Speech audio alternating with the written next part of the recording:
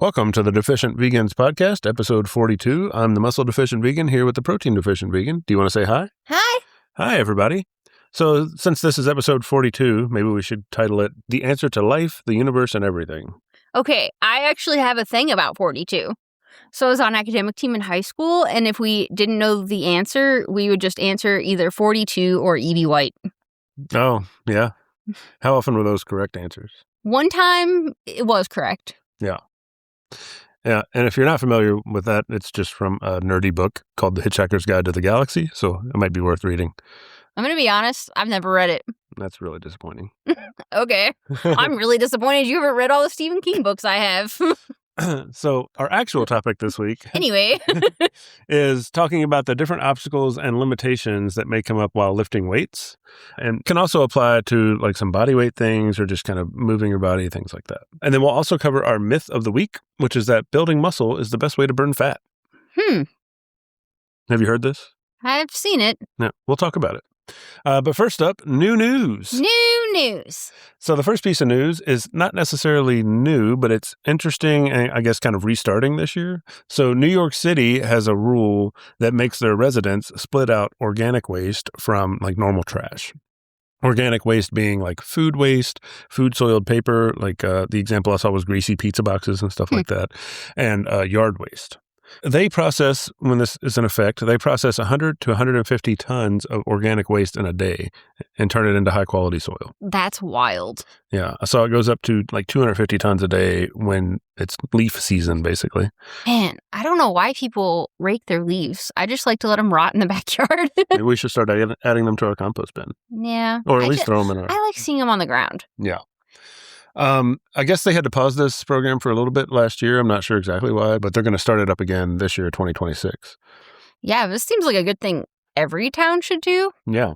The thing I like about composting over like recycling actually takes a lot of energy to recycle, and like some things you can't recycle, and it gets kind of confusing on like what things are recyclable. So I think I read at some point like a lot of the things you think you're recycling just actually end up back in the trash. Yeah, that makes sense. But like the things that you can compost, like why would you throw those in a garbage bag anyway? Because that shit's going to compost in a garbage bag, and now it's sitting in a garbage bag in a landfill, right, where it could actually be useful. I guess there was also a point about the food that sits in a landfill releases methane, which is like an ozone layer issue. But the thing about New York's program that makes them unique, because there are some other cities that do like this organic waste program. I think one we've experienced is in Milwaukee. Yeah. All the restaurants have like a separate organic waste bin, stuff like that. But the one that's unique about New York's is they will give soil back to the residents for free that comes from the program. So they're hoping that gets more people on board. That's what I want my tax dollars used for. Yeah. Fucking useful shit. Exactly. Yeah. But if you don't have something like this in your town, you can buy a compost bin, which is what we did. Yeah. So last year we tried to do above ground gardening because our soil sucks. And so we bought these huge above ground gardening beds. Yeah. And they're freaking huge. And apparently like our preliminary math wasn't very good because we had no idea how much soil we'd actually need. Yeah. So we've been trying to compost a bunch of soil for the last year for hopefully this year we can fill up more than one. Yeah, you basically just turn them into compost bins until they are soil. Yeah. But it's really easy. You just kind of chuck it in a compost bin and turn it once or twice a day. Yeah. We keep a handy sticker that shows us like where to put in, what kind of things in the compost to make it work. Yeah, and you can do it with your cardboard boxes. Like if you're getting deliveries and stuff, you can use cardboard boxes. Yep. We throw in parchment paper, lots of stuff. Yeah. So anyway, composting's pretty cool. It turns into something actually useful. Yeah. And then you can grow vegetables. There you go. So next up, there is a Dutch company called Those Vegan Cowboys. I really like that name. Me too. It's really cool. But they're making an animal-free casein protein, which is the protein that's responsible in cheese specifically for like that melt and that stretch. Yeah. If you've tried making vegan cheese before, getting that stretch without it getting like sticky, like a lot of the store-bought vegan shredded cheeses you get, or they have that like really sticky coconut oil quality to them. Yeah. But even if you try to make it on your own, it's really hard to get that stretch without any other unpleasant textures. Like the closest we've gotten was using tapioca flour. Right. But it's still just not the same. Yeah, not quite. So hopefully this will be better. They're expecting to launch in the U.S. this year, 2026. So we'll be looking out for that. Yeah. Those vegan cowboys are coming to the U.S. Yeah. Very exciting. And then last up, yet another precision fermentation story. We've had a lot of these lately, but it's like the most fast-moving updates kind of in the vegan nutrition space. It's like the AI of vegan food space. Right. There were like probably 15 other stories I saw this week, and these are just the ones we narrowed it down to. Yeah, so they're making all kinds of stuff. Yeah. And a lot of it is focused on like protein and other like fats and specific nutrients and stuff. But yeast is cool. We like talking about yeast here. Yeah. So this one is a Swedish precision fermentation startup called Melt and Marble. They recently got approval to sell their animal-free fat in the U.S. They also have like a cosmetic fat that's animal-free. Yeah. And they said basically it's like solid at room temperature, but then when it touches your skin, it melts, I guess. Yeah. I was reading through that, and I think a lot of people don't realize how many cosmetic products have animal things in them, which is kind of disgusting. Yeah. So this could be pretty game-changing for that. Yeah. Because why should cosmetics have animal parts? Yeah, I agree. The product for food is going to be called Melty Marble, and it can be used in recipes and stuff where the plant-based fat options don't really behave the way you want, like because it is still a saturated fat, but it's not as saturated as something like the coconut oil or the palm oil. Yeah, I think this is really interesting, especially since you mentioned palm oil, which a lot of people have a lot of moral objections to. If this could replace palm oil in a lot of vegan options, that would be pretty neat. Yeah, cool. So that's it for the news. Let's go ahead and get into the main segment here. So we're going to kind of talk about some limitations you might come across when you're lifting weights. So we'll kind of identify maybe what the limitation is, talk about if it's a limitation that you should do something about or just kind of work through, and then what you might do to be able to overcome that limitation. You should just always push through, right? Maybe. Not always. No, I don't know. We'll find out. I think the most common one that probably comes up for most people are issues with grip. Yeah. So you're doing like heavy workouts and the weight is slipping out of your hands, and that's what causes you to like end your set. It's like, I can't hold on to this anymore. Yeah, this is one for me that happens a lot. Yeah. This is mostly prominent during pulling exercises, but it could also be something where you're holding like dumbbells and trying to do weights. Yeah. So there are a couple of situations that you might want to try to either fix or improve or change something for your grip.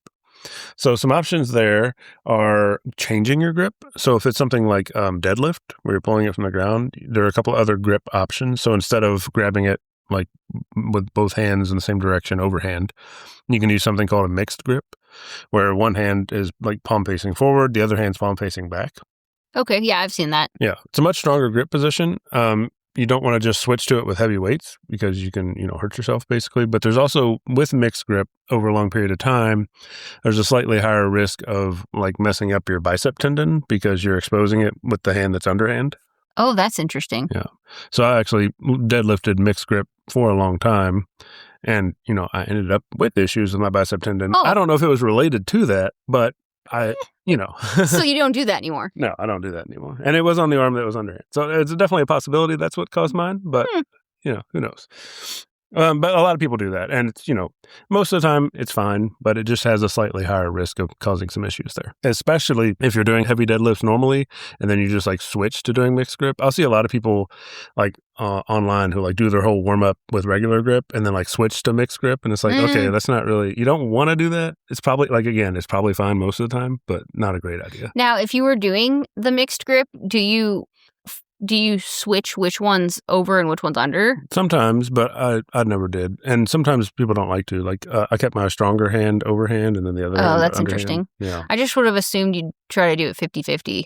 Yeah, some people try that, but then you kind of have to train it that way. You have to get them both used to doing it if you do that. So. Okay. Yeah.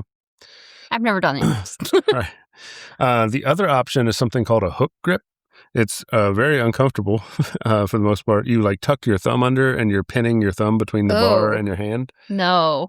That's actually the basically almost mandatory grip for sports that don't allow straps. So something like Olympic lifting, they'll almost always use a hook grip. Interesting. Yeah. Yeah, I have really strong little fingers. Yeah, you can use finger tape to make it a little better. A lot of Olympic people do that. But yeah, it's definitely something to get used to. And if you don't have to do it, I wouldn't do it. I have such like short fingers. I feel like that would be real bad for me. Yeah. Those are mostly useful for things where you're pulling from the ground, like the deadlift or something like that. For other things, you might consider using chalk. So you've seen chalk at, like, if you watch the Olympics or anything, you see gymnasts use chalk. Yeah. Yeah.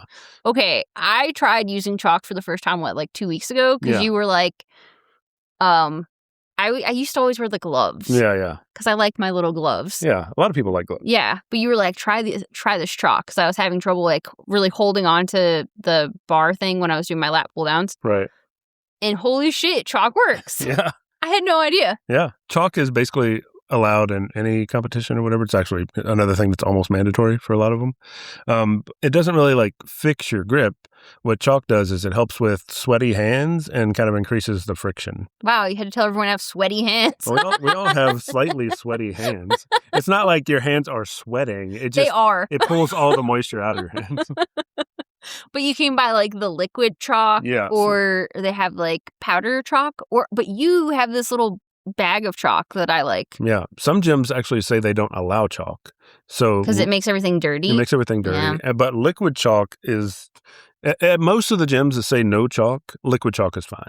Because it doesn't leave much residue. It doesn't make a mess. I don't like the smell of it. Whenever you use it, I'm like, I want to run away. It smells a little weird. But you can, they come in tiny bottles. You can like stick it in your pocket and you kind of spread it on like a little serum, and then it dries up in just a couple of seconds into chalk. Yeah. And like another benefit is that I can tell when you've been using chalk, because the handrail going down to the basement will be like really, really rough and high friction. And so it's a safety thing. I didn't know that. Yeah, you're making our house safer. There you go. With your little trail of chalk. But yeah, like you mentioned, so there's the liquid. You can also get kind of chalk in a bag. It's like you see baseball pitchers kind of use. Yeah. Where it's just, you slam the bag on your hand a few times and chalk just puffs out of it. But then there's also block chalk, which is the cheapest option usually. It's just a big block of chalk. You kind of rub it on your hands and then you keep it in a bowl. I've got a cool like metallic 3D printed skull magnetic bowl that you got me that sticks to the squat rack and just holds chalk. So it's really handy. I know. It's like the coolest find I've ever found on Etsy. Yeah. So yeah, chalk is probably the next step up to try to help your grip without really changing anything. If you can't do a grip change and the chalk is still not to the point where you're not losing grip anymore, the next step up is to just go to straps. There are a couple different kinds, but the general idea of straps are you have some kind of strap, right? That's wrapped around, strapped around your wrist. You don't say. Wrapped around your wrist, but then you also wrap it around the bar. So it's basically like this thing attached to your wrist is what's holding the bar, not your grip. So your like fingers, the Versagrip straps? The Versagrip I like straps. those. Yeah. But there's also a kind of where you like really wrap it around the bar. Yeah. You can't really use those for like an Olympic lift where you're going to put it overhead because then it's all tied up. Yeah, that'd be pretty dangerous. That's actually why you don't use straps in Olympic lifting basically at all. You learn the hook grip. But yeah, so you have straps you can wrap all the way around the bar. You have something like Versagrips where it's just easy on off. You kind of grip it and secure it. And then in that case, your fingers are just kind of like hooks, but the actual holding of the bar is done by the strap. Right. This is a good option in a lot of situations, like anything really where you're pulling heavy and you're not prepping for like a powerlifting competition or you're not a competitive Olympic weightlifter or whatever. You should be using straps for like almost everything pulling related on your actual heavy sets. Yeah, if you can't hold with your hands. Right. Yeah. And there's a lot of stigma around this. People don't like to use straps, mainly because, if you're using straps, your grip doesn't necessarily get quite as much stronger from doing that exercise. But I think the thing to remember is if you're like doing a lat pull down or a row or something like that, you're trying to train your back. And your back is always going to be quite a bit stronger than your grip. So if you're doing these exercises, like you're doing a heavy row, and the reason you have to stop rowing is because you can't hold on to the thing anymore, but your back could still do 20 more reps. Yeah. Then you've got a problem and you should probably fix it with straps. Yeah, your hand shouldn't be the limiting factor. Yeah. I would say like with straps, if you're going to be buying those, really look at what materials they're made out of because vegan ones are kind of hard to find. Yeah, a lot of them will be leather, but there are a lot of canvas, and then the Versagrip ones are pleather, like some kind of really fancy material, but it's all composite synthetic stuff. Yeah, they work really well. Yeah. Do you have any advice on if you're willing to like do straps in the meantime, but you really want to bulk up your hand strength so that you don't need them? Yeah, and I think this is what most people should do is you should use straps for your heavy pulling stuff and then just do forearm exercises separately. Like I do them at the end of my workouts. I'll do usually wrist curls. Just do wrist curls with a barbell or a dumbbell. You can also do wrist extensions. You can do those little crusher things you can buy off Amazon. They'll even have them at Walmart where you just kind of squeeze it a lot to train your grip. So there are a lot of different ways where you can train your forearms and your grip strength directly without messing up your deadlifts or your rows or whatever. But if you want to keep it simple and you really don't necessarily care if you get a lot stronger in something like a deadlift and you just want to keep your grip up to date with whatever you can pull, then don't use straps.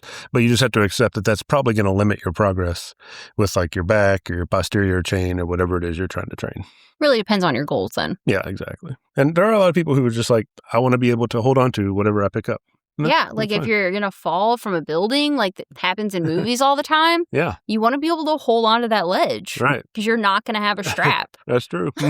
Or chalk. Yeah. I'm fucked because I have sweaty hands, apparently. Yeah. Well, you can try rock climbing. If you take rock climbing on as a hobby, you'll get really strong grip strength. I'm still going to have sweaty hands, man. No, they use chalk.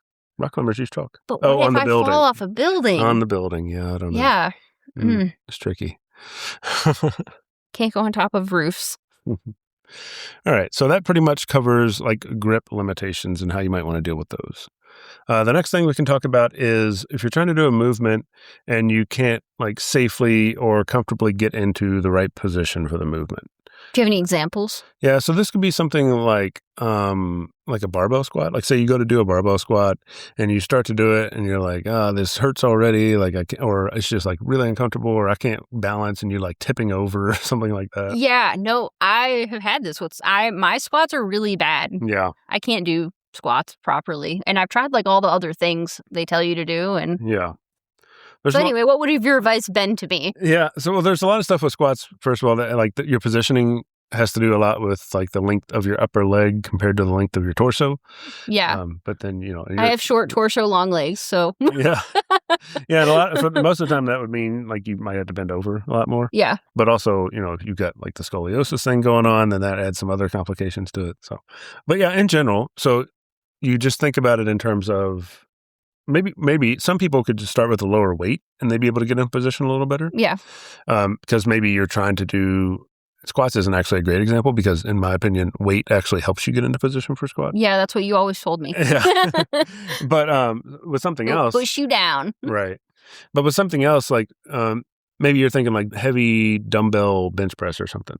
Like if you got really heavy dumbbells and it's just awkward to get into position or you just can't get into position because they're way too heavy, then that's a situation where I'd just switch to lower weights. So I would like go to lower weight dumbbells, do higher reps, and then you're able to get into position fine because the weight's not super heavy, but you can still get a good workout in by just increasing the reps. Yeah. Something else you can do is just try other variants. So like with the squat, your main goal with the squat is to work your quads, like your upper leg and some of your glutes. So then you can switch that out for something else that trains the quad instead. So you could do something like step ups, or you could do split squats, which is still a squat, but sometimes a little easier to get into position for. You could do just like walking lunges. That's a quadricep exercise. Or you just do leg extensions and just use a machine for that. So just because you can't do barbell squats doesn't mean you can't train your quads. Right. There's a lot of options there. And like if you had trouble with dumbbell bench press, maybe you go to a barbell bench press. Yeah, exactly. You can't get because like if your problem is getting the dumbbells like safely, getting safely on your back with the dumbbells. Yeah, exactly. That's a great example too. And most people will end up in a situation where with shoulder press or bench press, it's like going to be annoying to get the dumbbells into position and you want to kind of graduate to or barbell. Sit back up without dropping your weights on the floor. Yeah. Yeah. Yeah. Especially if you have an adjustable, you don't really want to drop those. So there are a lot of situations where switching to barbell is safer and more effective. Yeah. Going back on the squat, though, I will say there are a couple things that when I was having trouble doing them properly, I looked into. So they basically have like those, the shoes with the heel that are supposed to help you kind of get into a better position. Yeah. But then they also have wedges that you can buy, either like a long one or like two like shorter ones that you put behind your shoes. Yeah, specifically for a squat, a lot of people will find it easier to get into position if you can elevate the heels. Yeah. Sometimes that's just an ankle flexibility thing, and you can kind of work on your ankle flexibility. But even if you have good ankle flexibility, elevating your heel helps you get deeper in the squat and kind of get a better position. So a couple ways to do that, like you said, are to get squat shoes or shoes with an elevated heel. You'll see them probably called weightlifting shoes online. You can also get a wedge, like you were talking about. You just stand on it. Your heels are a little elevated. And then a lot of people will just do kind of like a budget wedge option where you just grab a couple of weight plates and you stand on top of them with your heels while you do squats. Which, like, I don't know. If you're lifting a lot, that could be potentially kind of dangerous if it shifts, right? If it shifts, exactly. If it shifts. Yeah. I don't know. I'm a very catastrophizer thinker. Yeah. I'm always like, what's the worst thing that could happen here? Because I think I watched too many Final Destination movies. I'm like, oh, what if the wind blew at the exact right moment when I'm at my most vulnerable and then the plates shift and then I can't walk again? That would suck. Yeah, so that's a good reason to get weightlifting shoes. Or a wedge. Or a wedge, yeah. Yeah. Yeah. There's another one that's like maybe if you're doing deadlifts and you find it a little awkward, make sure you're not wearing shoes with an elevated heel. So a lot of people like to deadlift in just socks to try to take out any of that weird positioning. So if you have a day where you're doing squats and deadlifts, like I'm in there switching shoes or like really just taking off my shoes. I do deadlifts in socks now. Yeah, I mean, there are some things where some like little equipment tweak like that can help you get a better position. And then kind of in the same vein, just because, I don't know, apparently my proportions are just a little odder than the normal person, but I know we did leg press at the gym once. And you were like, you need to look exactly like this video, basically, like you're not going deep enough. And I'm like, I think like it feels as deep as I can comfortably go. Yeah. And you were like, but trust me, you're not deep enough. So I went deeper and then my rib popped and then I was in pain for 6 months. So like, also, I think like know your own body. Yeah, that's definitely a good tip. Not to chuck you under the bus. Well, yeah. Just wanted to make him proud. It happens. That's definitely a good tip. Like, get used to your body and your limitations and, like, especially ease into something that's a new position. Yeah. Another good tip is if you're going to change, like, your position or change maybe, like, the range of motion or the depth you're going to do on an exercise that you've already been doing, lower the weight first before you do that. Yeah. Yeah. Sorry about the rib. I bring it up like once a year. No, I bring it up like once a month. And sometimes I get chocolate, so. All right. So next, let's talk about kind of equipment limitations specifically. So one example of this is maybe you reached the maximum weight for the equipment that you have available. So a lot of times this happens if they're doing a workout at home, they only have maybe a couple different weights of dumbbells. Yeah. So they'll end up at like, oh, this is as heavy as my dumbbells go. What do I do next? It could also be if you are working on a cable machine, maybe you're at like the full stack is what they call it, where you have all the weight loaded. This will happen sometimes with like cable crunches and things like that, where you can just put a ton of weight on there. Or you're on the leg press and you can't get any more 45s on there because leg press is kind of easy or whatever. So until you pop your rib. Yeah. Well, also a lot of people who stack up the leg press with weights go about an inch down and back up. So. Not if he's watching you. All right. But yeah, if you've reached the maximum weight on the equipment, the best option is to switch to a more challenging variant or to switch to a different implement, right? A different piece of equipment. So if you're using a machine, switch to like a barbell or a dumbbell. It depends on what you're doing. Obviously, you can't do barbell leg press, but you can switch to something different. So if you are doing, maybe let's use the leg press as an example, and it's full, whatever, you can start doing one leg press. Or if you're doing something and like you maxed out your dumbbells, maybe you get a barbell and go from there. So a couple different things you can do with that. What I used to do at home before I bought adjustable dumbbells and only had up to like 15 is like sometimes if I hit like the max of 15, I would like double fist 2 dumbbells at once in my hand, which is like, they were not very secure. Yeah. But they were more secure than what I've seen some people do with dumbbells at the gym where they like rubber band on some plates. Yeah. Don't do that. That stresses me out. Don't post pictures of it. I don't want to see it. Especially if you're bringing it up over your face. It makes me so stressed. And I guess like I mentioned, if your dumbbells are so heavy, you can buy a barbell. That's kind of a cop-out because we're talking about an equipment limitation, I guess. So what you could really do is like if you're doing, an example I see a lot is you're doing Romanian deadlifts, right? So you're using 2 dumbbells. Yeah. So then you get to a point where you're like, oh, okay, my dumbbells are done. Like I can't make my dumbbells any heavier. Then you can switch to like a one-legged, like a single-legged Romanian deadlift. Yeah. And you kind of start building back up because now it's not quite twice as hard, but it's a lot harder, and you'll probably go down in the weight on your dumbbell. Yeah. And then you could even, with the single-leg Romanian deadlifts, you can be holding one dumbbell or holding two dumbbells. That's true. You could be holding both dumbbells on one leg. Right, exactly.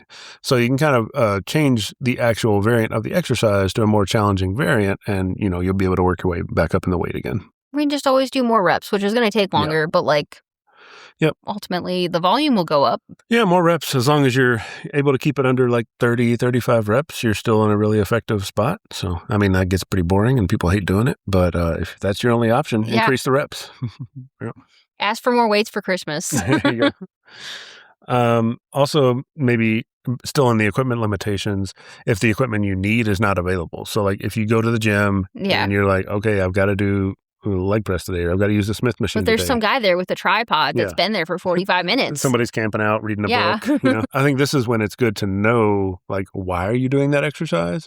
That way you can have a list of other exercises in your head either, or some apps actually that you just put in alternate exercises you can swap to. Put them in your app that work either the same movement pattern or the same muscle group. So like if the Smith machine's not available and you had Smith machine squats today, then you can go to the leg extension or you can go to the leg press and maybe substitute those in. It's not going to be optimal because you're trying to track progress on your Smith machine squat. But today you've got to go do leg press, which maybe you haven't even done in 4 months. So you're not really tracking progress in a great way, but it's better than sitting in the gym for 2 hours with your thumb in your ass. Getting angry. And, Exactly. So just know, okay, I just need to work my quadricep. I can go work my quadricep on a different exercise. Yeah. And if you're in the gym, a lot of machines will actually show they have like a little diagram that shows like what muscle it's working. So you can kind of, if you don't know offhand, you can go. Yeah, just walk around the gym until you see one with legs lit up. There you go. Do that. The legs are red. I'm going to sit there. Yeah.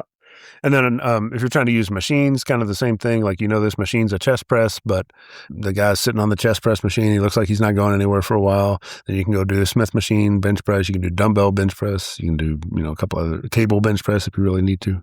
Just know there are some other options you can do. And then the last one is kind of like if you're in your home gym and you're just really constrained on what you have. Maybe you have dumbbells that go up to 35 pounds and that's it. No barbell. Hopefully you have a bench. I would say you've got to just work with what you've got. If you do have a bench and you do have dumbbells, that can go a really long way, mainly because, like you said, we can always just increase the reps. And most of the things, if you've got dumbbells that go up to 30 pounds, we can probably get a pretty good workout in going up to like 30 reps. Like there's going to be a lot of stuff that you're not going to be able to make it to 30. Yeah. And then another thing is like unilateral exercises, especially leg exercises, can go a long way because maybe 35 pounds for Romanian deadlift is not a lot, but 35 pounds for like a single leg Romanian deadlift is quite a bit more because you're also adding, your body weight and you're switching to just using one leg.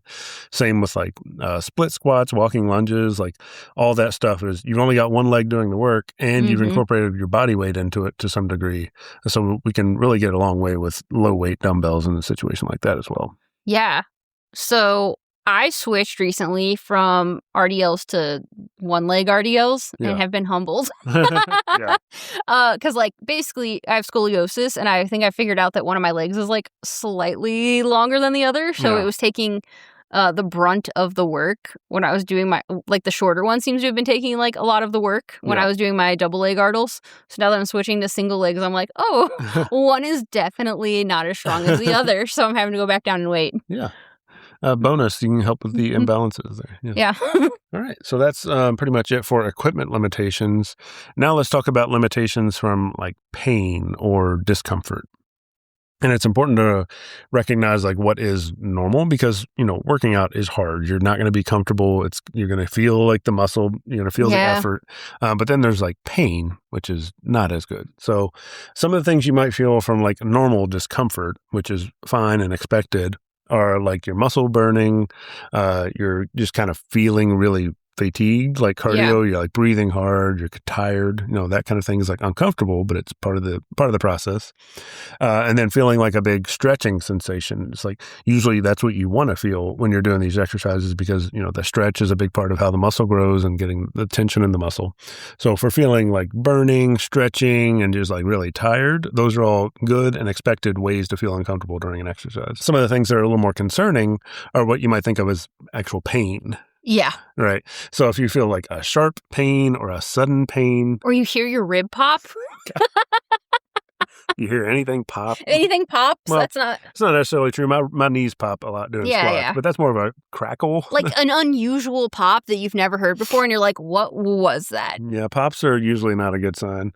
And then you have maybe joint pain that's getting worse while you're doing your set. So, I had the surgery on my elbow, so sometimes I'll be like doing something and like the elbow pain is just getting worse with every rep. And I'm like, okay, I guess I'm done for a little bit. You don't want that. And then this up next week.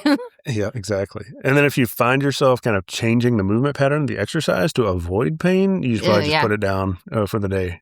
But yeah, those are things you really want to try to avoid and just maybe stop doing what you're doing if you come across any of those. Yeah, and I also think you're going to know if it's good pain or bad pain because like after you're kind of done with your set, after about 30 seconds, the burning stops. Yeah. And if it doesn't stop, maybe you did something bad. Yeah. Right? Like, yeah. Like, it's still going to hurt when you, like, go to do things that use the muscle, but it's not, like, sitting there, like, burning, hurting, aching. Right, yeah. If a movement is consistently causing you actual pain, just stop doing it. Maybe you try it again in a few months, whatever. If you have, like, some kind of tendonitis or some kind of overuse thing going on, maybe that'll clear up. But, again, there's always another exercise that'll hit that same muscle, so don't do the ones that hurt. You're not saying, like, slap an elbow brace on it and keep going? No, keep chugging? Definitely don't do that. Slap an elbow brace on, get a cortisone shot or whatever. Good to go. No, don't do that. Just switch the exercise. Tons of other options. No reason not to try other things. I think this is also a good place, like, if you get injured. Yeah. Like, how to keep your training up.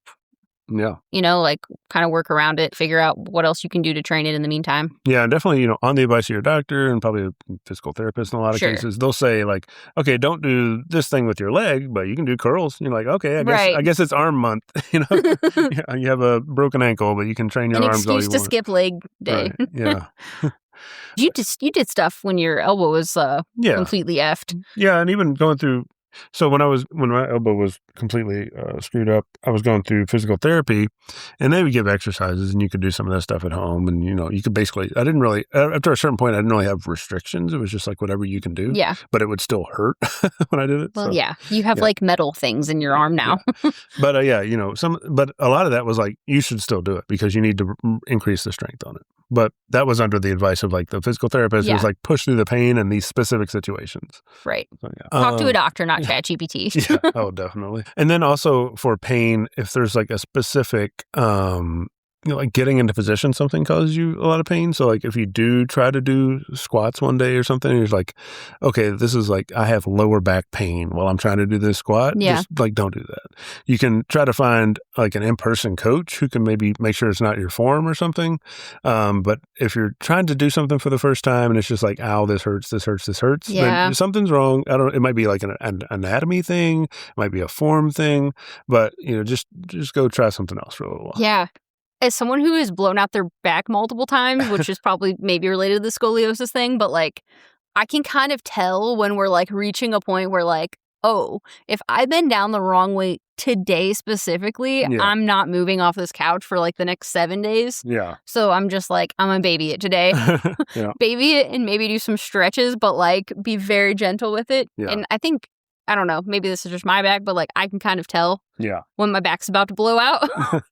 Yeah, definitely listen to your body territory there again, for sure. And then the next kind of limitation might be a limitation from muscle imbalance. So sometimes if you're kind of like your broken elbow. Right. You're trying to do something like that is actually a good example because for a while it was like I'd go to try to do bench press. Yeah. But it was like one arm was quite a bit weaker than the other arm, so it was kind of wacky. I remember watching you do planks and it was really, planks. Your plank form was so bad because you're imbalanced with your elbow. Right. It's better now. Yeah. But I was like, do you know what you're doing? Let me take a picture for you. Yeah. So there are a couple cases where an imbalance can like really impact the form and then also kind of hold you back. So you want to be careful there. But if it's a minor imbalance, like if you're, let's say you're doing curls and one arm could curl maybe 1 to 2 reps more than the other one. That's not really something you need to do anything about. That will eventually just kind of work itself out, or it's just going to be that way. And that's okay. I mean, a lot of people are a little stronger with their dominant hand. Yeah. So everybody probably has a little bit of an imbalance, but unless it's something that is really impactful, you probably don't need to do anything. But if it is something that you feel like is impactful and you're concerned about it, so like let's say you've noticed your one of your legs is like the muscle's quite a bit bigger or quite a bit stronger, or one of your arms you just feel like is a lot stronger, then you can kind of address that by doing unilateral exercises, which is like one side at a time. So one arm at a time, one leg at a time. Something again like split squats or even like curls with dumbbells is a unilateral exercise because you do them one at a time. But the thing you should do there, if you're trying to address a muscle imbalance, is to do the weak side first, and then whatever weight and reps you're able to do with the weak side, then just do that on the strong side and don't do any more. Yeah, I've been doing that with my single leg RDLs, and it's like I can tell when I'm like not going to be able to do any more on one leg, and then my other leg could have gone for a while. Yeah, and you're going to feel like, okay, well, that the strong leg's not getting stronger, but like in a way, you kind of don't want it to for a little bit. Yeah, like, you just want to make sure you're maintaining and let the other one catch up. Yeah, exactly. So, and which usually won't take that long. So you can just let the other one catch up and somewhere in the reasonable territory, and then you can start doing bilaterals again, or you could just always do unilaterals. I mean, there are a lot of movements where you're always probably going to do unilateral, like Bulgarian split squats. Yeah. Those are just a unilateral movement. That's fine. And then another limitation is kind of fear and like psychological barriers. There are a lot of things where once the weight starts getting heavy, psychology really starts playing into the effort you're able to put into it. Yeah. Bench press is a huge one for this. If you're not like super confident and super sure under a bench press, you're going to be limiting yourself. So I think that's one where it probably comes up the most. Bench press has so much going on, though. Like your feet have to be in the right position. Oh, yeah. You got to get like your shoulders like locked in the right position. And I don't know. For as simple as it looks, bench press is one of the more technical lifts that you could do. Yeah. I also think it's like, how many movies have you seen where like a guy accidentally drops the like bar and then can't get up, or like something horrible happens? I mean, maybe I just watched too many horror movies, but like I've seen that happen so many times. Yeah. And it's like coming down towards your face and stuff, like a lot of... Yeah. And this kind of plays into my little sub point here, which is specifically for like fear of failing an exercise, and not like fear of failure, like I'm a failure, like fear of I don't want to try another rep because what happens if I don't get this next rep? Yeah, like you don't have a safe way to fail. Yeah. So I would say you should always have a safe way to fail, even if you're not doing super heavy stuff. You can either use spotter arms or like safety pins, depending on the exercise. Like squats, it's usually like a safety bar, a safety pin. And it's right near the bottom of your squat. If you can't get back up, you're just going to lay it down. Everything's fine. I've failed plenty of squats that way. It's totally fine. If you don't have that safety bar and you fail a squat, you're in a problematic situation because now you're pinned under a bar you can't stand up with. Yeah. So you don't want that. And then good luck. And also using spotters is always good if you have that option, or both is ideal. Like use a safety bars and a spotter if you have that access. A lot of people don't work out with anybody, so they won't always have access to a spotter. So I would say, especially for bench press is really the one. I mean, like squat is bad, but almost everywhere you're going to squat has a safety bar set up, other than like a really cheap squat rack. Yeah. I just wouldn't squat in those personally, but it depends on how comfortable you are with it. Like people who are doing training for the Olympics, they don't squat with any kind of safety because they practice a lot about how to fail, like throw the bar away in the right direction and stuff like that. So if you don't know that stuff, you really need to be practicing with safeties. I feel like dumbbells are like kind of intimidating, especially if you've invested in the adjustable dumbbells. It's like, I don't want to throw those and toss away $200. Yeah. No, a lot of the adjustable dumbbells are not made to be thrown or like to fall, which, ideally you would never drop any weight. But for dumbbells specifically, like a normal fixed dumbbell, they can take a lot of abuse. So if you're like failing a bench press, you just dump them. That's pretty common. Yeah. But yeah, with an adjustable, you don't really want to do that because you're probably going to break your dumbbells. So. And another safety side note, like if you're lifting and your failure plan is to toss weights or just dump weights, make sure you don't have children or small animals around, because they're gonna like if you fail something and you scream or something, like they're gonna come check out what the hell's going on with you, and then like you don't want to kill your cat or your dog.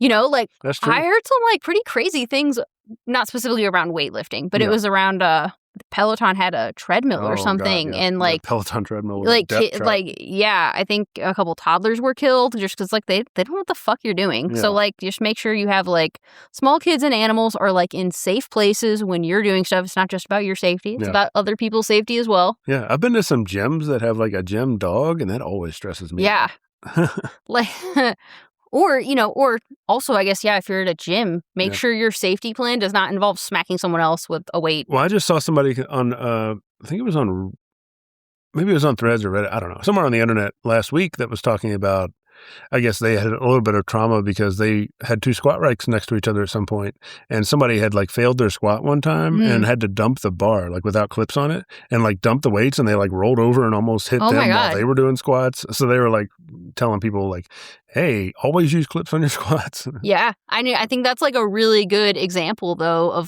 of I think you should. I think I'm kind of like a safety police in general because like I've worked at very dangerous places, but you should, I think, go into any exercise you're going to do with like a plan of like what happens if I can't do this or if I'm failing, what am I doing? And like look around your area and like, is it safe for me? Is it safe for everyone around? Yeah. Am I going to cause any issues to other people? I'd go further than that. I would say like practice failing with a low weight, like not with your actual weight, but like, on bench press and squat specifically, like do whatever it is you're going to do when you fail a rep. Yeah, make sure it's going to work. Make sure it works. Yeah. Because like with the squat, what'll happen a lot of times, people set up the safety bar, but they won't really confirm they're in the right spot. So like you'll go down to do a squat and either you'll hit the thing because you set it too high, or it's actually like 6 inches below your squat and you're not going to be able to ever use that for a safety. So yeah, just try it. Like with nothing on the bar, like 10 pounds on the bar, it's not a big deal. Make sure it's in the right spot. You sit it down, go out from under it, make sure it does what it's supposed to do. Yeah. Same thing for bench press. Like kind of with the safety bars I have on our bench press, like I can fail and sit it down like anywhere above my sternum. But if I like tried to fail below my sternum, it wouldn't really hit the bar necessarily. So I have to know like where to sit the bar down if I need to. Right. So there's a lot of stuff like that you should just practice a little bit and make sure the safeties are at the right position. Confirm that. Yeah. Safety's important, kids. I mean, bench press, you'll like if you were literally benching something really heavy and you didn't have a spotter or any safety arms, people die, not like all the time or anything. And it's like relatively safe exercise, but like if something in the gym is really going to mess you up, it's probably a bench press. Or like you're having a heart attack or something and you fail. Like, I mean, there's like all kinds of crazy shit or that the can bar happen. like slips out of your hands because you get real sweaty. Yeah. A lot of weird stuff can happen. We should have a whole episode on safety, actually. Safety is like one of my favorite things to talk about. Yeah. And so that's what are you going to do if there's a fire? Oh my gosh. Okay. All right. So that's kind of like fear of failure. The next one is just like general kind of fear of being under the heavy weight. This one's kind of interesting because you won't necessarily be worried about failing. You're just not sure you can do it. So like with really heavy squats, you get like the bar on your back and you're just like, there's no way I'm standing up with this and I go down with it. But I find that confidence really builds over time because there have been so many times that like I've gone to do a squat and I felt that way. I'm like, wow, this is like extremely heavy. This is impossible. I can barely stand here with this. How can I squat this? What am I, Atlas? But then you do it. You do 10 reps and you're like, okay, I don't know how that happened, but it's just the way it works. But so how do you get that confidence though? Yeah, it's just slowly over time. Like, you can lower the weight and kind of work your way up. But like if you were confident at 20 pounds, you're probably going to feel okay at 25 pounds. But this is especially a problem when you kind of start doing something new because, even with a relatively light squat, you're like, oh, I don't know if my form's right. I don't know if like what the failure situation is. So like, I think just practicing all that stuff together, like doing lightweight to like get your form in check, maybe get somebody to like look at your form and reassure you that it looks good. Yeah. And then like you practice the failing thing. So then at a certain point, you're like, okay, this is heavy, but like the worst that can happen is I miss the rep. And then also like missing reps is part of the process too. So a lot of the time, you're not always going to be able to increase the weight. So at some point, you're going to fail on pretty much any exercise. So, I mean, you need to be able to do that with confidence and safely and not get too torn up about it and just be like, oh, yeah, I missed a rep. Okay, next set, whatever. So, like, if you didn't want to hire a personal trainer or like you couldn't afford a personal trainer, like what would you say the best way is to like get that confidence or like know that your form's correct? Yeah. I would say record yourself first of all. And then like a lot of communities like Reddit or some like forums for weightlifting and stuff, you can just post a video and people will be like, yeah, do that. Now, could they post that video in our Discord? Oh, yeah. We can also post the video in our Discord. I'll be happy to, and I'm sure other people will jump in and give you feedback as well. Yeah, you can definitely do that. So anyway, so that is kind of stuff around like fear and the psychology of it. Just, practice failing build up your confidence over time by increasing the weight. And I remember when I first started squatting, it was just kind of just talking about psychology in general, I guess. When I first started squatting, like I went to do it and I like couldn't even do the bar, and I didn't even want to like go to that side of the gym, right? Because I was like, wow, people are doing really heavy stuff over there. Like I don't belong over there. Like I don't know what's going on. So I like started out on the hack squat until I got comfortable with like that movement of like going down and standing back up. And like, I built that up slowly over a couple months, and I was like, okay, I guess I can try the bar thing again. And I got the bar and I was like, oh God, am I doing this right? And actually it was funny because the gym I was at, I went over and I like grabbed a personal trainer there and I was like, can you just like watch me squat? And that's not really something they do. Like, I'm not paying this guy, but he was like, okay, I guess. Yeah, cool. He didn't really want to do it. So I did it and he was like not super invested, but he was like, yeah, that looks fine. Which like, even though I could tell he wasn't really paying attention, it made me feel like, okay, I'm not doing anything so horrible that he felt the need to intervene. Right. So I guess I can start adding some weight to this. So then I like slowly did it. And then, after a couple of weeks of that, it's just like it feels more natural. You're just like, okay, today's squat day, whatever. But yeah, and then slowly, you don't feel anything anymore. You're just like, okay, yeah, squats. I like squats. And now it's like my favorite exercise. So. Yeah. I would say like the experience that you described though, I think is what a lot of women feel like when they go into a gym. Like, I think, and I don't think it's an imagined feeling. Like gym intimidation's real. Like men will look at you if you go into their area of like what they deem like where the men should be. Yeah. So like, do you have any advice for women that are going into gyms like that? Because, I mean, it can be, like, really scary. Like, they're giving you evil looks if you're not lifting really heavy. But, like, in my opinion, like, you're paying for the same membership. So, like, fuck those guys. No, I mean, and that's how I feel. And I know that's, like, my go-to, like, what I think of when you ask me like that is, I guess, don't give a shit about what they think, but I know that's not as easy. So I think it's really just understand that, like you just said, you're paying the membership too. You have just as much right to be there as anybody else. Yeah, everyone starts small. Yeah. And I mean, just because maybe you feel like the weight you're doing is less, so you're like using time or something. Like, I mean, everybody starts somewhere. Some guy like me, I was over there squatting, empty bar at some point for a while. And so I think you have every right to be there, and you should just go in there and don't rush yourself. Use as much time as you need to do the exercise. Be safe, just like everybody else is going to do. Yeah, I think even if you don't ever move up in weight to where you're like, I belong over here, like you still belong wherever you need to be to do your workout. Yeah, I mean, you've got all the same muscles that everybody else in there has, and you want to exercise them. I mean, it's simple. Even if you never get heavy in weight, it doesn't fucking matter. No, it doesn't. Right? Like you're paying the same gym fee. The squat rack is not reserved for the people who are like doing powerlifting competitions. It's there for everybody. Exactly. So I will say there are some gyms that feel like a little, I think, safer for women than others, or or like lighter lifting people than others. I like when we've gone to Planet Fitness, I don't really, and maybe it's just because for me, I am like looking at my phone to see like what is my next thing to do. Then I go and do that thing, and then I like literally don't pay attention to anyone because I'm antisocial. Yeah. So like if they're giving me dirty looks, I haven't noticed. Yeah. But like I think Planet Fitness is kind of like a nice place. I feel like there's a good mix of men and women there. It feels a little safer than other gyms. It definitely, and their whole thing is like judgment-free zone or whatever. And I feel like they do deliver on that. I've been to a lot of different types of gyms. I've been to like the Planet Fitness. I really like Planet Fitness. And I've been to like really serious powerlifting gyms or whatever. Yeah. And I think in either one, you can probably encounter people that are assholes. But I mean, I think if that's something you're concerned about, something like a Planet Fitness is a great option. A good place to start. Especially to start and kind of build your confidence, because at a certain point, you've been going for a year or two, then you're going to walk into any gym and be like, leave me the fuck alone. I'm doing squats. Yeah, I'm doing whatever the hell I want. And if I'm squatting with 40 pounds, that's none of your freaking business. Yeah. And then I think the other good thing about like a Planet Fitness or really any kind of chain gym is that if you have like we have like, I don't know, 4 or 5 Planet Fitnesses within like a 30-minute drive. So like if there are a bunch of assholes at one of them, go try another one. Yeah. Right? Like, I don't know, find one where like the people aren't douchebags. And the good thing about the chains is the membership usually gives you access to all of them. So you can exactly. And it's like, that's really the unfortunate thing is like the gym culture at the gym you go to is going to be basically defined by the regulars. Yeah. And they're like most gyms I've been to, everybody is super cool. And I bet there probably wouldn't be any problems with women going to whatever they want to do. But there are definitely some gyms where that's probably not going to work, and that really sucks. I will say like, what's his name? Swole.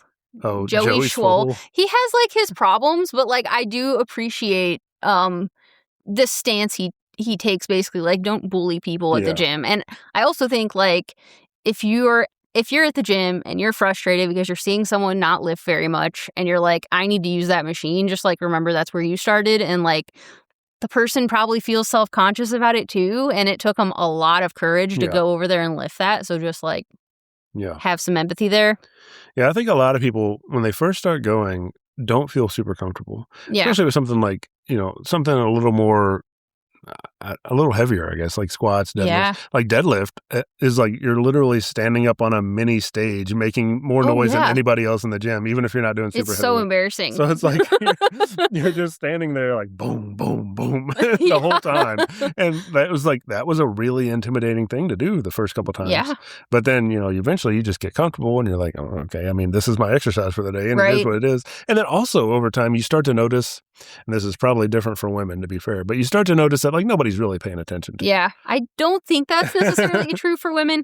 And I will say is like as a woman, like you're having to overcome like society's expectations that you're going to be on the treadmill, like other women's expectations that you're going to be in the cardio section on the treadmill. Yeah. And then like now you have to like overcome like judgment from men that think, why are you taking up space? You should be lifting heavier or don't come over here. Like they're the ones that want to give you advice just to talk to you. Yeah, it's like there's a lot to overcome as a girl in a gym if you're going to the weight section.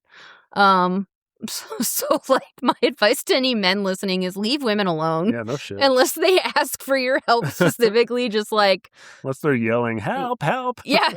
Or like asking you for help on like form or like anything. Yeah. For the most part, just like leave them alone. Yeah. Or there was this one time we went to Planet Fitness and I had just done, I can't remember what it was, like leg press or something. And this guy that we had seen like a few times there, he just said like, I've noticed that you've been like going up in weight. Good job. Yeah. And it like made my day. Like he wasn't creepy. He didn't say anything creepy. Just a little fist bump. Yeah. It was so, I was like, oh, am I like initiated in like the I belong here club? Like it felt good. Yeah.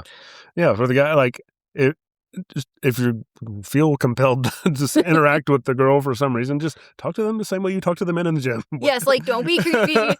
Just act like they're one of your bros. Like, don't mansplain. Just or high five maybe. Right. Or ignore them. Yeah. So, yeah, I wish I could say there's like a gym you could go to that doesn't have any of those problems, but that's not. Yeah. There was that one all-female gym, and I can't remember what it was, Curves or something. Oh, yeah. I don't know what their weight situation is, though. I think it's a lot of cardio. Yeah. But anyway, good luck, ladies. Yeah, but even in those situations, your confidence does build the more you go. So, but yeah. Just remember, everything you lift is middle finger to the patriarchy. Yeah. I can't fix the whole patriarchy, All right. And then the last thing we want to talk about is kind of how do you know when you're pushing too hard? So this is kind of a limitation because this does hold you back. Yeah. If you're really trying things you shouldn't be trying, really. But one of the big ones is your form is getting worse. So you're like, maybe you're moving up in weight too fast and suddenly you're like doing half reps. You're like, maybe you're doing lat pull down. You're just pulling it up a little bit, or you're doing like the leg presses where your knee barely bends. Or you're using momentum too much. Oh yeah. The big cheat reps. Like I've seen people like with bicep curls, they're really swinging those suckers. Yeah. And that kind of thing has its place, but it's definitely a sign that like, if you're not, I guess if you don't know exactly why you're doing something like that, it's probably just a sign that you're pushing too hard. You really want to be at like 50-pound dumbbells, but you shouldn't be. This is so bad with bench because people have these milestones at 225 because it's 2 plates, or 315 because it's 3 plates. You want to get to them so bad. Right. So they'll like bring the weight down just a little bit and push it back up and be like, oh, I finally got 225. I did it. I'm part of the club. Which is, that's all fun. It's nice to make progress. But as far as like actually doing effective workouts, you've got to work your way up slowly. So if you notice that you're slowly moving up weight, maybe your goal is that 225, but you get up to like 195, and to get it done, like to get your 5 reps done or whatever you're doing, you have to like really start cutting it short, not touching your chest anymore, or like, you're changing your grip or something like that. And it's like, okay, well, maybe we just, go back down and wait a little bit, or we stay here and we like, you don't move up until your form is great. So that kind of thing. Also, kind of in the same vein, like, I guess this is still like ego lifting where you're like lifting way more than you should. Like, let's say, you're like, oh, I just got 225. I'm going to try 285. And it's like, we don't do that. Just a little bit more. Yeah. So the form getting worse and like cutting your rep short is a pretty good sign that you're pushing a little too hard and you need to back off and get a little more regular progression. Missing reps too often. So this is more of like from session to session.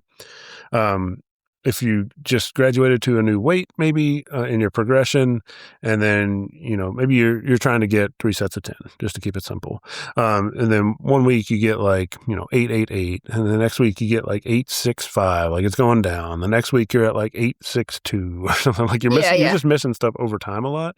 That's probably a sign that you need to like deload the weight and kind of build back up because you got a little too far too fast, or you just reached the end of kind of your current progression there. Yeah, you kind of did this to me on bicep curls this week. Yeah. You were like, you actually were never supposed to move up because you never hit 12-12-12. And I was like, okay. I'm pretty obnoxious about it. Didn't know you were looking that closely. Guess I'll go down. And that's not because you could definitely lift the next weight. It's just making sure that you have kind of fully checked all the boxes before you progress keeps you from stalling out as much. Right. So it's like, we wait until you get all 3 sets at the goal reps, and then you move up, and then you're going to go a lot further before we have to reduce the weight. Right. And I think like that's where following your double progression thing of like move up in reps, clear the reps, then you move up in weights, then you start back down to the bottom of the reps and move back up. Like I think that really kind of keeps you in line on, and you won't move into this where you're like pushing too hard because you're kind of like progressing at like a specific pace. Yeah, it's just a long-term,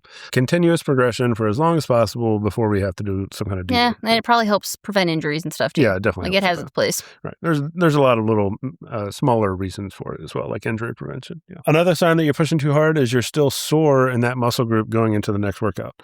So it's normal to get sore. It's not like necessary, but it is normal to get sore. Like you do a big tricep workout, your triceps are sore for a day or two. But if you get to like the next day you're supposed to work triceps and your triceps are still sore, and it's like making you lose reps on that because like you're coming into it with sore muscles. That's a sign that we need to like probably reduce the sets, or like how many times a week maybe we shouldn't be doing triceps that second day, something like that. What if you're doing like 3 days of full body though? I feel like this can happen. Yeah, sometimes my shit's still sore when I do my Wednesday workout from my Monday workout. Yeah, and it depends. It's also like how long have you been doing this workout? Yeah. So like when you start doing anything new, you'll be more sore for longer than normal. But if you're like in the middle, like say you're like 3 or 4 weeks into a program, and then one day you're like, oh, my legs are still kind of sore from Monday, and you come in on Wednesday, then it might be a good sign that maybe we need to either move something off of Wednesday or maybe make one less set on Monday or something like that. And it's only really, like if it's still feeling sore, but it doesn't really stop you, that's probably okay. Just like a dull sore. But if it's so sore that you're like, oh, wow, I really like only did half as much on this first set as I should have, then that's like really it's reducing your reps and sets. Yeah, exactly. And then the next one is like if you have too much general fatigue, like if you just feel really tired kind of all the time, you're either probably pushing too hard on your workouts or your calorie situation is a little messed up, or maybe just your carbs even. So there are a couple of things that could be, but that is still a sign that you're pushing too hard with either the workout or the nutrition side of things. Or you're just a girl and it's your time of the month. Yeah. Or your sleep's jacked up, I guess. But could be all those things. Yeah. Yeah. Cool. So that is pretty much it for the main segment about, limitations and how to overcome them and how to deal with them. Yeah. If you have any specific limitations you're struggling with, just send him a message. Yeah. He loves answering questions. That's true. You can send me a message, jump in the Discord. We can all talk about it together, whatever you want to do. The Deficient Vegans Discord. Yeah. That'll be linked in the show notes. That's right. Now let's talk about our myth of the week. So the myth of the week this week is that building muscle is the best way to burn fat. So I saw a post about this in Vegan Fitness on Reddit, and it was basically, I think it basically said that like building muscle is the best, most effective way to burn fat. And then like the comment section was like a little crazy because I think they're picking up on like this is this kind of a clickbaity thing to say that doesn't really give much context of what we're talking about. Yeah. So there's a general idea, and there is some truth to it, that like, maybe I'll just compare it this way, a pound of muscle burns more calories than a pound of fat. Yeah. Which is true. but it's not much, right? Basically, it's like even if you gained 20 pounds of muscle in a year, let's say, which is like really significant, that'd be hard to put on 20 pounds of muscle in a year for a lot of people. Even for like a newbie. Yeah, for a newbie, maybe they could pull it off if they're doing everything right. But yeah, it's hard. So 20 pounds of muscle on its own burns probably an extra 100 to 150 calories a day. So you put on 20 pounds of muscle, you can eat an extra banana a day. But what was that with fat? Yeah, with fat, it was like 70, 80? 70, 80. Yeah, so the difference is really only like 50. Right. So like, you can't really replace fat with muscle, but like, let's say you lost a pound of fat, gained a pound, or let's say you lost 20 pounds of fat and gained 20 pounds of muscle, which, by the way, really great progress. Then, yeah. You're eating like maybe 50 calories more. Yeah, so then you're basically in a situation where you're maybe burning 50 to 60 calories a day more than you were. Before you lost the fat and gained the muscle. Right. Yeah. Yeah. And so, I mean, you could also do this by gaining fat. That would also make you burn more calories, but not quite as much as muscle. Yeah. So, I mean, it's just the idea that muscle directly burns slightly more calories than fat is correct, but it's not something that's going to be super noticeable. Yeah. I've seen this mostly with like women fitness influencer types are pushing this because they know that like one of the largest things I think for most women, it's like we don't really get that many calories because we're smaller framed, we're shorter. Like, yeah. Once you get to like your goal weight, you're still not going to have as many calories as a man. Yeah. And like that does kind of suck as a woman, right? Like, especially like if you're going out to eat, like proportion sizes are more built for like men who have more calories and stuff. So like it does like, even if you hit your goal weight, you're still kind of limited by like, if I don't want to gain weight back, I need to kind of like check what I'm eating and maybe limit what I'm eating if I go out to a restaurant or like whatever. Yeah. Anyways, so basically these female fitness influencers have figured out what like an annoyance point for women is that we don't have as many calories as men. Yeah. So now they've started saying like, oh, well, you just need to put on muscle like I did and you can pretty much eat whatever you want, which is like a fucking lie. But I mean, I fully support putting on muscle. There's a lot of great ways to put on muscle. Yeah. It's just not going to do this thing really. Like you're not going to, you're going to be able to increase your calories by like 100 a day per year, maybe. Yeah. Like what are we even talking about? It's just like a new clickbaity thing. Yeah. And I think most people I don't think most people can really see through this. Yeah. Because I know like I started seeing this stuff like 10 years ago. And it's like, oh my God, I could eat like 2,800 calories a day if I just like put on some more muscle. Yeah. And it's like, no, I'm never going to get to eat 2,800 calories a day probably for just like maintenance calories. And it's one of those things that's hard because like it is got a kernel of truth to it. It is something that's like talked about a lot. It's out there a lot. So people see that. They're like, oh yeah, I've heard muscle burns more than fat. And there's also the element of like, yeah, you probably are burning a lot of calories doing all the workouts you needed to build the muscle. But at the same time, a cardio workout burns more calories than a weightlifting workout, 1 for 1. Right. So they're burying what is actually happening is like you're going to be doing like maybe strength training 6 hours a week on top of like 2 to 3 hours of cardio. That's what's burning your fat. Yeah, exactly. Is all of the workout you're doing to maintain this and build the muscle, right? Like, I don't know. I just think it's a sleazy thing to say. Yeah. And again, lots of really good reasons to build muscle, burn fat. Obviously, that's like a lot of what we talk about here too. Yeah. It's just, it's not going to do this thing where you're going to have a much higher calorie budget because of it. So. Yeah. It's just like one of my biggest pet peeves is like the influencer, personal trainer marketing stuff. Cause like they take people that are like desperate to be able to eat more calories, right? Or like you're desperate to be able to lose the weight and then they give you this like quick fix and they gloss it up in like 1 or 2 sentences, something that's like splashy and it'll get you to click on it. Yeah. Well, this is especially true. So like our example was basically if you gain 20 pounds of muscle and lose 20 pounds of fat, but like the people this is really targeting are people who are trying to lose weight.